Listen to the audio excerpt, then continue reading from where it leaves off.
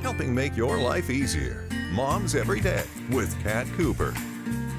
If you haven't noticed lately, libraries are no longer places just for books. Sure, they still have books, but they also have tools, music classes, and now 3D printers. Here to share more about the East Lansing Public Library's Makerspace is Marques Moore. Welcome. Good morning. Good morning. Thanks so much for being here. Marques, what's new at the library that people should really know about?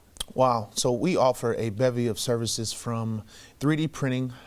We have clay animation on Tuesday evenings, and we just wrapped up a coding class for all ages on Saturday mornings, and that's just to name a few.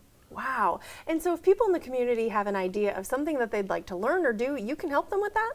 We do. So we kind of have this this new suggestion kind of system here where we're learning from our patrons. What are things that you are interested in learning? How can we help? How can we offer these classes? Who are they for? Ages, so on and so forth.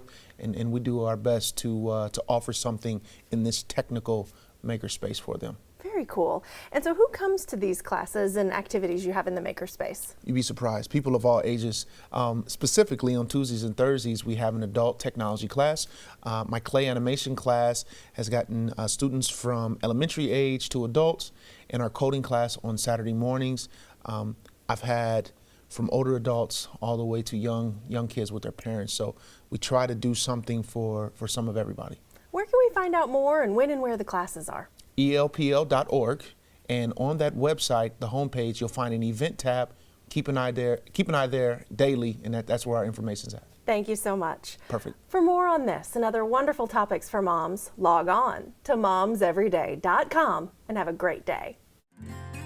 Helping make your life easier. Moms Every Day